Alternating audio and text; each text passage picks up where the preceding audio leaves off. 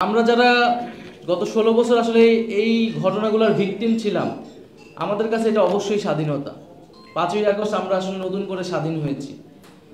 যারা এই গত 15-16 বছর নির্যাতিত হয়েছে, নিপীড়িত হয়েছে, আর যাদের ব্যাংক ব্যালেন্স অক্ষুণ্ণ ছিল, যারা আপোষ করে বিরোধী রাজনীতি করেছে, তাদের কাছে হয়তো এটা স্বাধীনতা মনে হয় না, কারণ তারা সবসময় হয়তো স্বাধীন ছিল, আগের আমলও ছিল, এখনো ছিল। তো তাদের কাছে প্রথম স্বাধীনতাও গুরুত্বপূর্ণ না, দ্বিতীয় স্বাধীনতাও গুরুত্বপূর্ণ, তাদের কাছে হচ্ছে গুরুত্বপূর্ণ লুটপাটের স্বাধীনতা। তো গত 16 বছরে 15 বছরের যে সকল নির্যাতিত মানুষ যারা নির্যাতিত হয়েছে, সেটা বিভিন্ন রাজনৈতিক দলের কর্মী থেকে শুরু করে নেতারা যারা রয়েছেন, সাধারণ মানুষ এবং বিভিন্ন সামাজিক বা ছাত্র আন্দোলনে নিপীড়ন চলেছে। আমরা মনে করি যে গত 16 বছরের এই নির্যাতিত যে পরিবারগুলো রয়েছে, যেই শক্তিগুলো রয়েছে, এই শক্তিগুলো আমাদের সবসময় ঐক্যবদ্ধ থাকা প্রয়োজন। কারণ এই ঐক্যের শক্তির মাধ্যমে আমরা আওয়ামী ফ্যাসিজমকে আসলে প্রতিহত করেছিলাম। যমুনা ইলেকট্রনিক্স ঈদে ডাবল খুশি অফার সিজন 3, যে কোনো পণ্য কিনলেই পাচ্ছেন নিশ্চিত ঈদ উপহার। আমরা মনে করি যে জুলাই গণ অভ্যুত্থানের মধ্য দিয়ে আমরা একটি স্বাধীন সার্বভৌম পররাষ্ট্রনীতির সম্ভাবনা তৈরি হয়েছে বাংলাদেশে,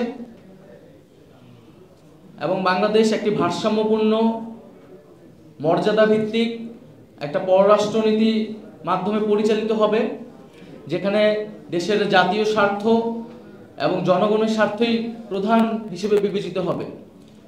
সেই স্বার্থের ভিত্তিতে আমরা যে কোনো দেশের সাথে সম্পর্ক স্থাপন করতে চাই। আমাদের রাষ্ট্রীয় এবং জাতীয় পররাষ্ট্রনীতি আসলে সেই দিকেই হওয়া উচিত। গত 16 বছরের যে আমাদের নতজানু অবস্থা থেকে আমাদের বের হয়ে এসেছি 5ই আগস্ট, এবং সেটা যাতে অক্ষুণ্ণ থাকে, ধারাবাহিকতা থাকে। সামনের দিনগুলোতে যেই সরকারে আসুক না কেন, একটা দেশের সরকার পরিবর্তন হয়, কিন্তু পররাষ্ট্রনীতির কিন্তু সহসা পরিবর্তন হয় না, কারণ এটা রাষ্ট্রের সাথে সম্পর্কিত, জনগণের সাথে সম্পর্কিত। কিন্তু আমরা দেখেছি যে আমাদের সরকার পরিবর্তনের সাথে, দলের পরিবর্তনের সাথে আমাদের পররাষ্ট্রনীতিও পরিবর্তন হয়ে যায়। তো আমরা বলবো যে আজকের এই আয়োজন থেকে যে ভারতের সাথে বাংলাদেশের সম্পর্কের ব্যাপারে আমরা এর আগেও স্পষ্ট করেছি যে সমতা, ন্যায্যতা এবং মর্যাদার ভিত্তিতে আমরা যে কোনো দেশের সাথে সম্পর্ক স্থাপন করতে আগ্রহী। ভারত প্রতিবেশী দেশ হিসেবে ভারতের সাথে আমাদের সেই ঐতিহাসিক, সাংস্কৃতিক এবং অর্থনৈতিক সম্পর্ক রয়েছে।